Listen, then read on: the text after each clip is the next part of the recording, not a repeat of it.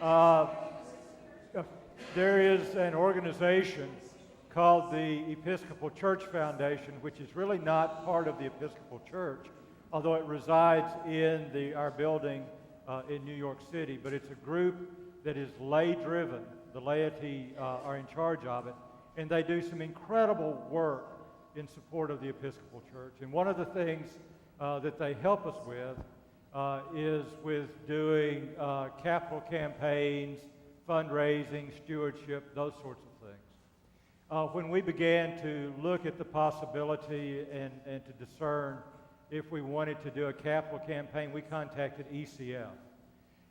And the person that they sent is one who covers for this whole diocese, and it's Nick Solog. And Nick has shepherded us through these first two phases of this process, both the discernment and the feasibility study. The surveys that you completed or the interviews that you did are part of what moves into the feasibility. That's what he will be reporting today. He made this report to the vestry yesterday. We're very excited about his presentation and the results. And I present to you Nick Solog. Thank you so much for the warm welcome. I'm glad to be with y'all this morning. It's been a fun journey. I started working with you last fall in the discernment process, and today officially wraps up your feasibility study process, which is the second phase of the capital campaign at ECF. Just to get everybody, here we go, up to speed on what the feasibility study report, and we're having, thank you. So in the feasibility study, the point of it was to address some several important questions. You can see them up on the screens. What conditions are essential to a successful campaign in a church community? How much money realistically can be raised? And will the church community support a drive that fulfills the goals of those proposed plans within the tentative case statement? When the campaign should begin and how long it should last? And what volunteer leadership is available to head the campaign? So there are three phases within the feasibility study process. The first phase is research. We move into personal interviews, and then direct mail and online surveys for the rest of the congregation. So in phase one, we were creating this tentative case statement and exploring the needs and the goals of the proposed campaign, and creating a questionnaire that would be shared with the parish to respond. When we got to phase two, we did a sampling of parishioners that were selected for personal interviews, and I came on site back in the summer and did a total of 15 interviews, either in person or via phone, asking those questions throughout the study and the questionnaire. And then in phase three, we sent out this questionnaire and the study to the rest of the parish, and a total was sent of 275 via direct mail, and then we sent online surveys to 9 households. Included in that was a letter asking for your time, the tentative case statement, as well as the questionnaire, and then a way for the congregation to send that back to ECF. All of those results are kept confidential. Back at ECF, we spent the last month of the process culling through those responses, analyzing it, and pulling together the report that has been printed and given to the vestry, and then I did a presentation yesterday. Let's see, some quick statistical notes from the survey. As I mentioned, a total of 275 direct mail questionnaires were mailed. Of those 275, 66 were returned for a response rate of 24%. That's not atypical of a direct mail response rate for a feasibility study. And then of the 9 surveys that were sent online, 8 came back for a response rate of 89%. We typically see significantly more online responses than we do direct mail, so those are not uncommon.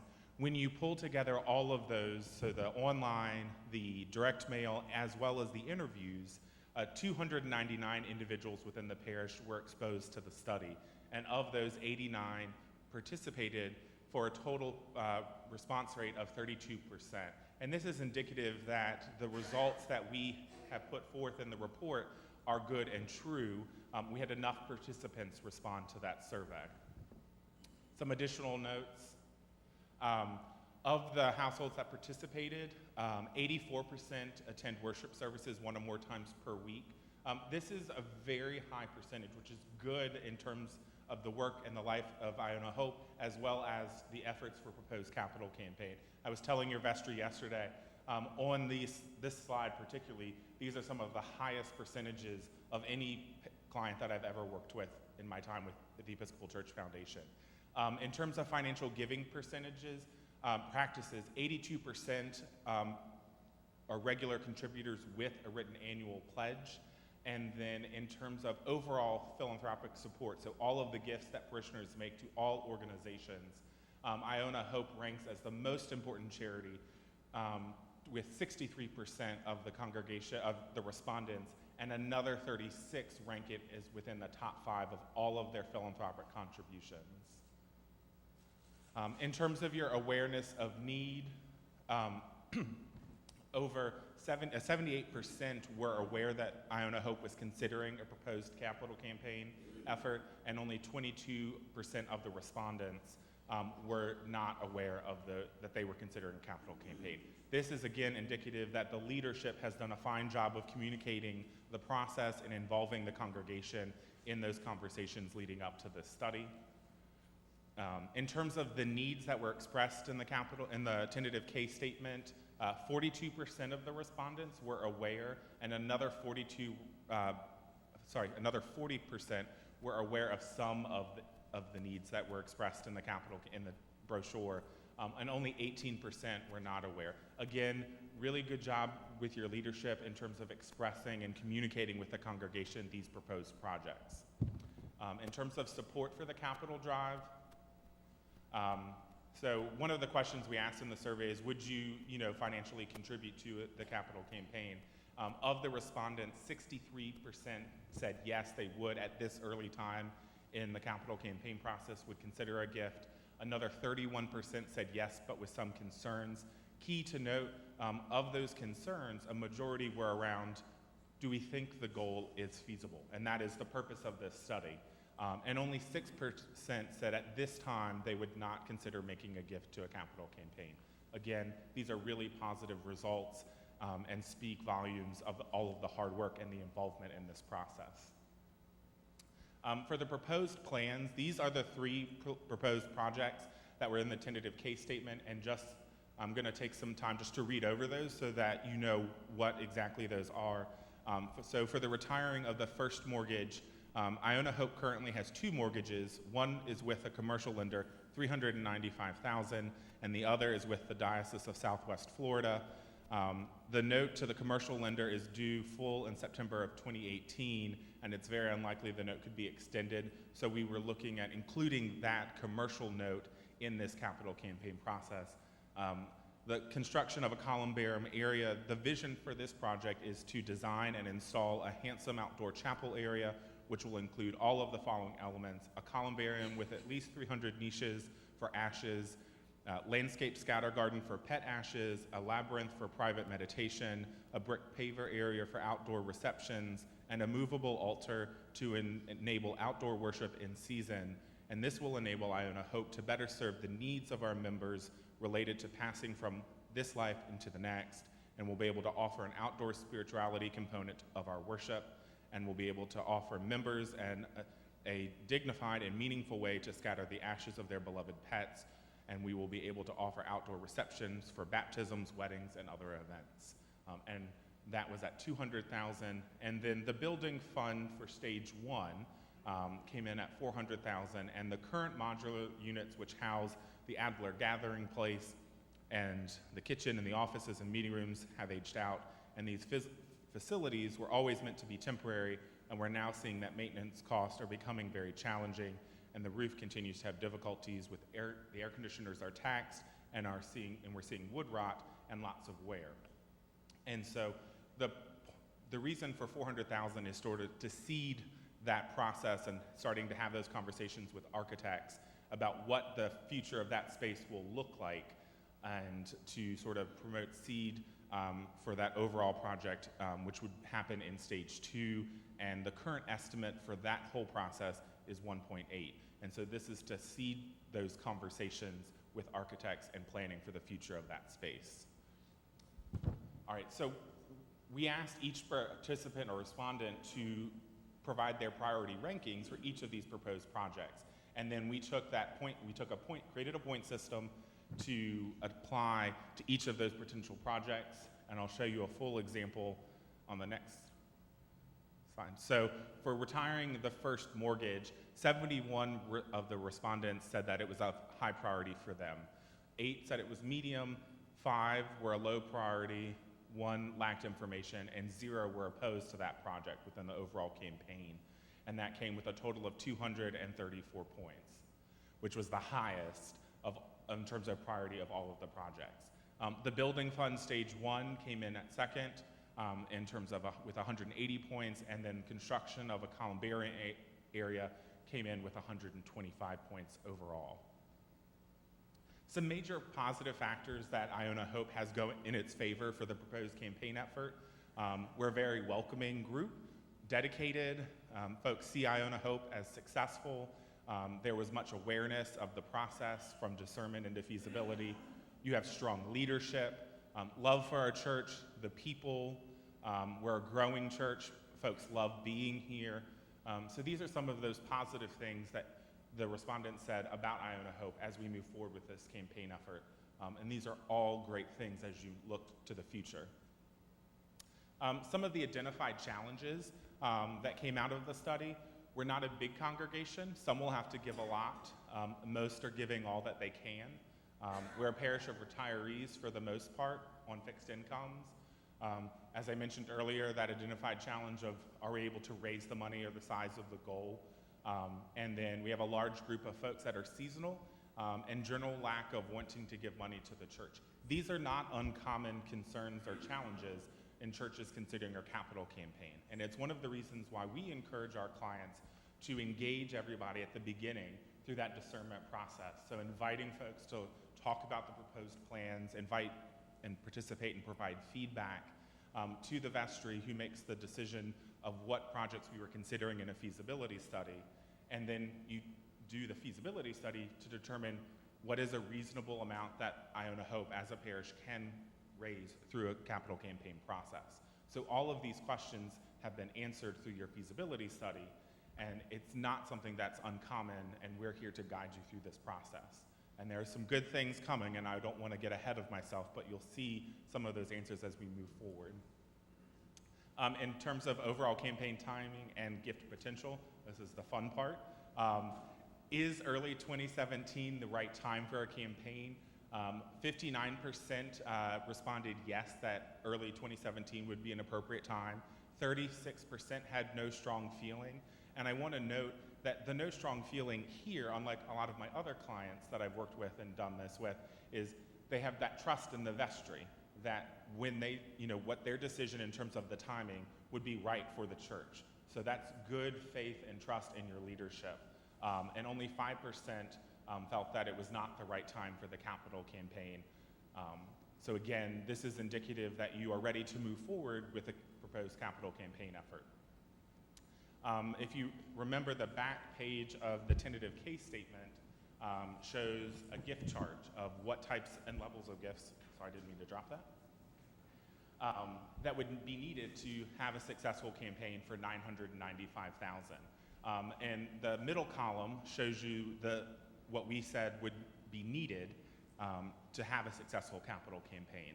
And if you're looking at the right-hand column, the gifts indicated in the study, that's what came back. One thing key to note is that these are, so if you remember the questionnaire it had, for those of you that took it, it said, do you see yourself in a range of 1,000 to 3,000 or 10 to 25,000?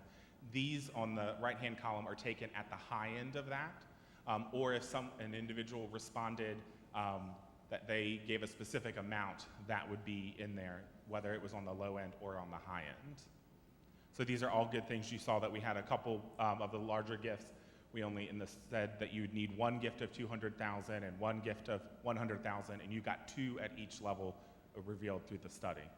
And some coming to a conclusion, As I mentioned earlier, you have that awareness of need. 78% were aware that Iona-Hope is considering a possible campaign, and 82% were aware of some of or all of the proposed plans. So obviously not everything received the same degree of response and support as showed with the rankings, but present awareness of need is positive. But we want to take time, and the vestry will be doing this, to study the prioritization and the potential projects to finalize what you would move forward with in terms of those proposed efforts when you get into solicitation. In terms of interest and drive for the support, as I mentioned earlier, 72% at this time are ready to consider a gift to the capital campaign. 19% were not sure, and only 9% were not ready at this time. That doesn't mean that they weren't going to give at all. Just right now at this time, they wanted some more clarification and conversation. So that's something to take into mind. In terms of leadership, because you do want to, much like in the discernment process, we want to engage everyone in the process and bring on more folks in terms of leadership roles.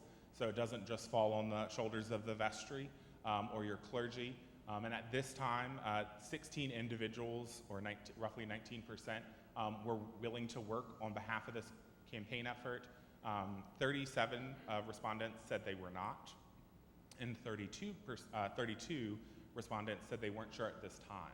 And it's the leadership's role to look at those that said yes and not sure at this time to see where their gifts and talents could be used and having additional conversations, because being a volunteer in this final phase doesn't necessarily mean that you're going to be the one asking folks to contribute to the capital campaign. There are other ways to get involved and engaged.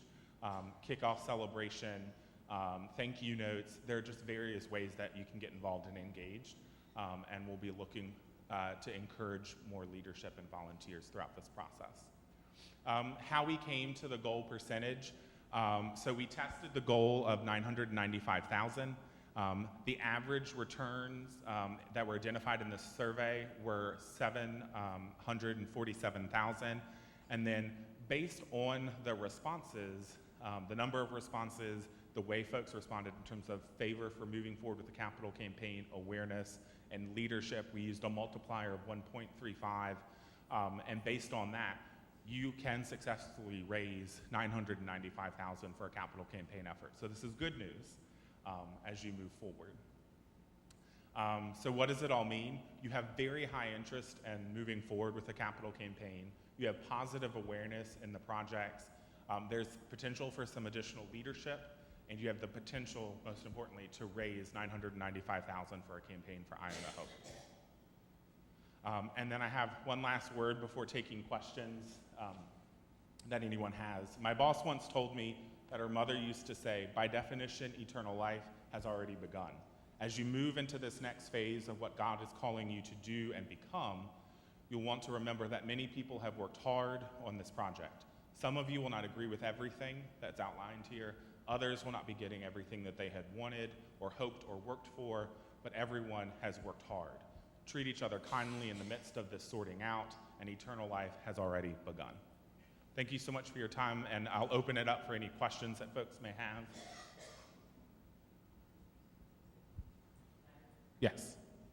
I don't have a question, but having pulled off the vestry last year, I would like to thank the capital campaign, the vestry, anyone who has participated in this, because I know it took a lot of time, a lot of hours, and I think we need to give everybody.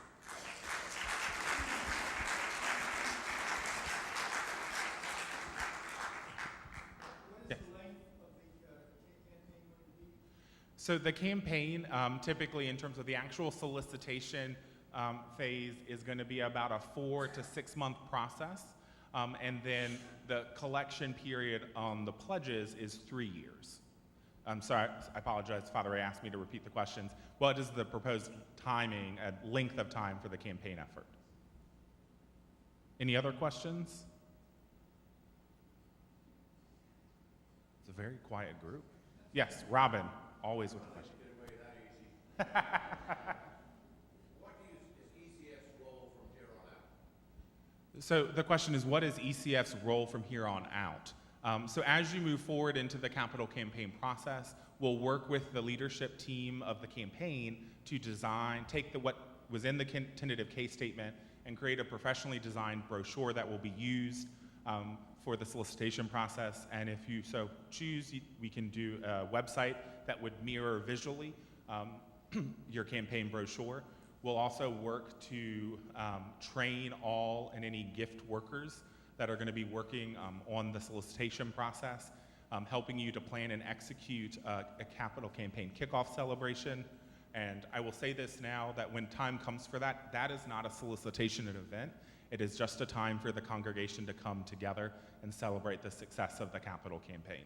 So don't get concerned and just show up to celebrate in fellowship for that success and all of the hard work. So when that happens, come to it.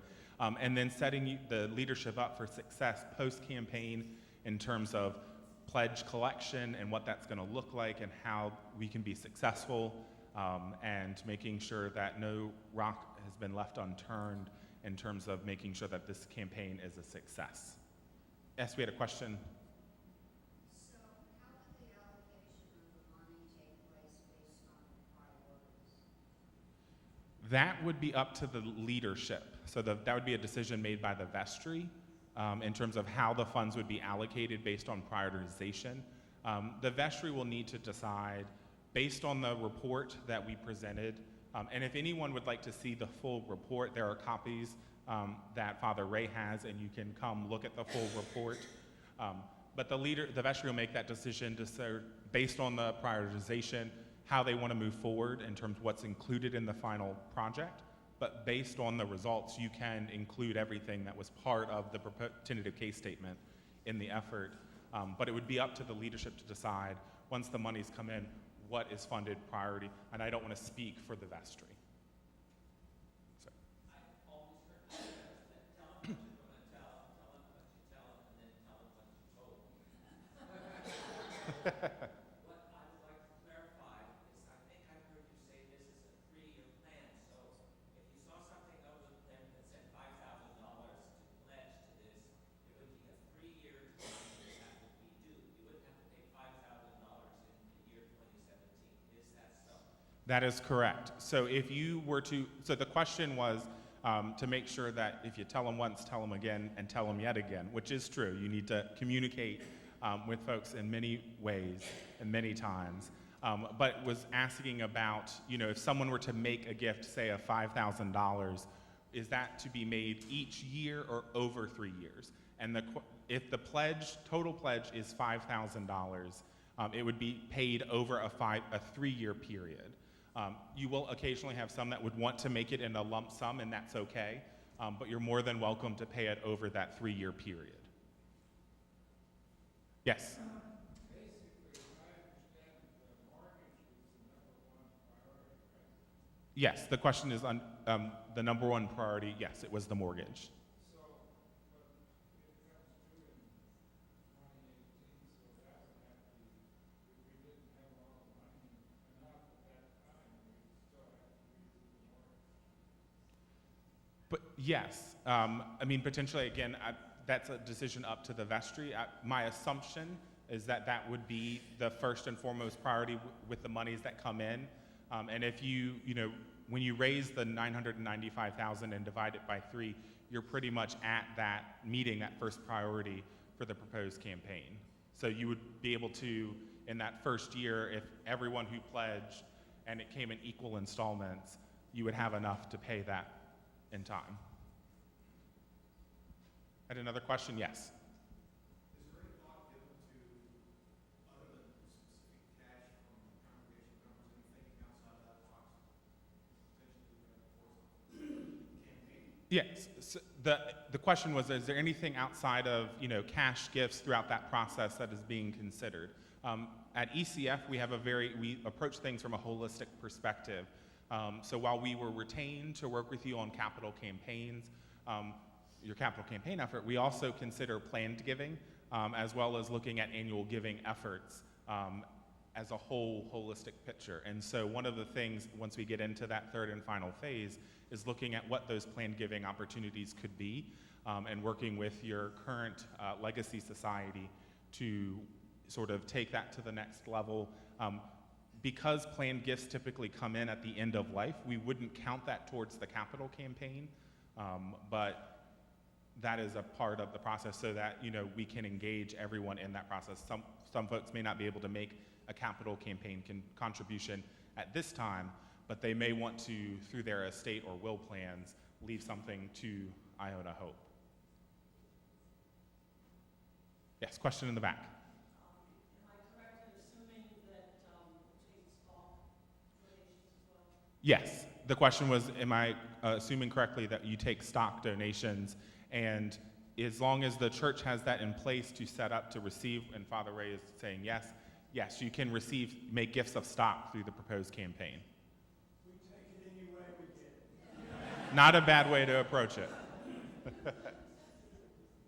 Any other questions? All right, well, thank you so much for coming today. I'm going to hand it back over to Father Ray.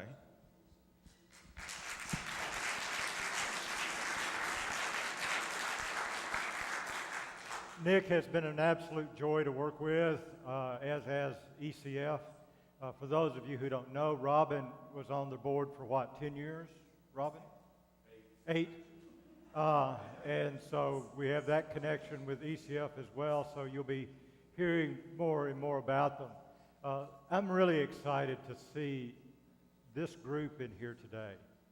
I think this is incredible that you are here, you're interested in this, and there is a general excitement, I think, on the part of the parish about moving ahead to deal with some of these things. So I'm very grateful to you for being here. Let me tell you just basically what happens from this point on. Nick made the presentation to the vestry and some other folks yesterday. So the vestry will now take what you've given us as priorities, and we will talk about this, and we will make a decision. Then there will be 2 decisions, basically. There'll be a lot in there, but 2 main ones. One, do we move ahead with a capital campaign solicitation phase? And then the second is, if we're going to move ahead with a solicitation phase, how are we going to prioritize what we bring to you for the campaign? So what you've told us in your surveys, we will look at and consider very, very thoughtfully. That influences how we move ahead from here. Our expectation is that over the next month, we will finalize this decision. We will be looking to you. We need volunteers, as Nick indicated. And it doesn't, when you talk about volunteers for a capital campaign, everybody thinks it's asking for money. There's all kinds of things we're going to need help with, from folding letters to stuffing envelopes to helping plan various occasions. So consider that. But then once we do that, our target at this point that we've discussed, this is not decided, would be that we would probably move toward a capital campaign in late January. And at that time, but once we make that decision, we will be back with you to talk further about that. Questions for me? Tom? Elephant in the room, I think, but because we're planning a stewardship committee at the same time as we're planning the capital campaign, and so that deserves deliberation from everyone as we approach those things, because we really have 2 things going on at the same time. One is extended over a 3-year period, and the more important one is the stewardship campaign that has to happen right now. As I said in the preliminary, we got to pay for the electric bill and the air conditioning and all of those fundamental things. So everyone needs to bear that in mind as you're pondering all of this. And I'm sorry to say that, but it is on people's minds, I'm sure. Absolutely. Thank you, Tom. What Tom was asking, for those of you who couldn't, or saying for those of you who couldn't hear, is that we're looking at doing 2 campaigns in very close proximity in terms of a timeline. We've moved the stewardship to November, the annual, and then we're looking at doing it this after the first of the year. In working with ECF, what we understand is that even though you and I immediately go, how in the world could we do that? That will negatively affect stewardship. The reality is that it's played out over time and in percentages that doing it this way actually can help stewardship. If you remember and think about it, that for most of us, and this is not true for everyone, but for most of us, we pay our annual pledge or our annual commitment out of our available operating funds for ourselves, our budget. But more often than not always, but more often than not, when we commit to a long-term commitment like a pledge or a capital campaign, we pay those funds out of reserve funds or savings or stock or whatever we may have. So it actually comes from 2 different places. Now the other part of this is that not everyone is going to commit to the capital campaign, and not everyone should commit to the capital campaign, and that's fine. That's fine. Not everyone has the resources, and not everyone's going to want to, and that's okay. But that, I think, is what you were talking about, isn't it, Tom? Other questions or concerns? Well, the good thing is, if the bank loan is paid, how much does that save in interest and payments each year to help with the annual operating expenses? We currently have 2 mortgages, one to the diocese and one to the bank. The mortgage on the diocese, we're not interested, frankly, in resolving at this time. It's a 30-year fixed rate at 3% interest. And we've talked to the diocese, and they said, don't pay us early. Don't pay us early. Don't pay it off now. You just keep that note open. In terms of financial decision, that's a sound decision. But each year for both of these mortgages, we budget $82,000 for debt service.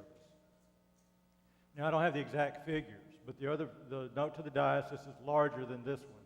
But imagine if we could save $30,000 of that, which I think is a fair estimate in our budget. That would make a huge difference for us. Joan? That was my question. Okay. How much would we save so that we would be ready for the campaign after this? Because we'll only have plans for a building. Yes. So we'll need building, but we'll have $30,000 a year in savings. Other questions or concerns? Bob? My question is, what is the timeline for the vestries to initiate what they need to do, get things rolling from that January rollout date, which is not very far off? Bob's question is, what is the timeline for the vestry to make its decision? Well, My hope is that we talked about it some yesterday, but my hope is that we will make a decision at our November meeting, the second Tuesday of November. and that meeting is open to the... It is open, yes. All of our vestry meetings are open. Nick has assured us that if we engage ECF, and we want to start mid to late January, that as long as we make that decision by the 1st of December, that they have enough time to help us get this rolling. Other questions or concerns? Maggie?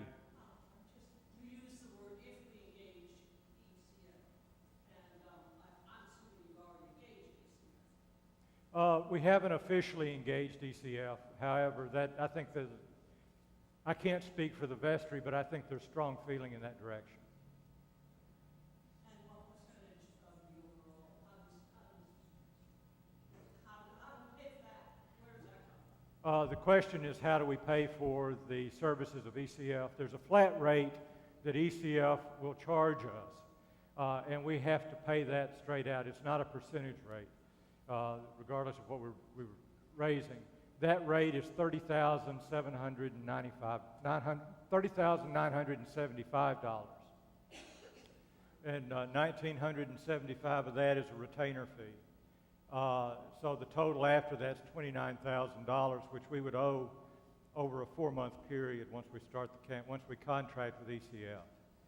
All along, what we have talked about doing is utilizing some of the funds from the capital campaign to help pay the campaign expenses. So we're asking some folks who are secure in their commitment to the campaign if they would be willing to pay a portion of that up front so that we can go ahead and engage them. And we're receiving positive responses. Yes, Debbie?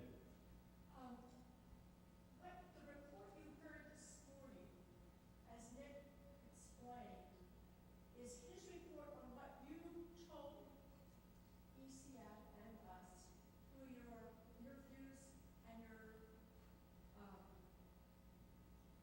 mail surveys.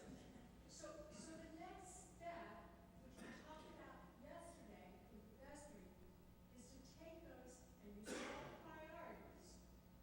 And now we need to look at those priorities and make a recommendation back to you of how we see those priorities. And part of that process, as I demanded of the vestry yesterday, is being totally transparent to you about these fees and about the costs involved of doing the campaign. And that is one of the steps that we will be talking about in our November vestry meeting, which is on the 8th. And you all, our vestry meetings are always open, and so you may come, you're invited to come and participate.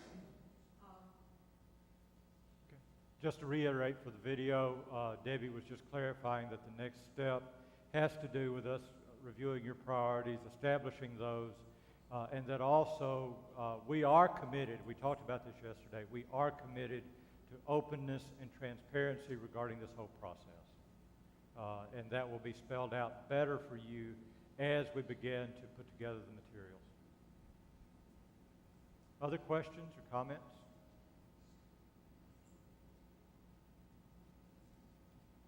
For taking the time to do the surveys, the interviews, those sorts of things, we are very grateful. For your time today, we are very grateful as well. This isn't the end of it, and we look forward to further time with you.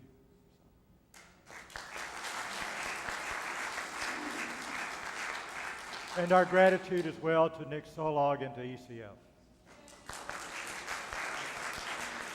Go in peace to love and serve the Lord.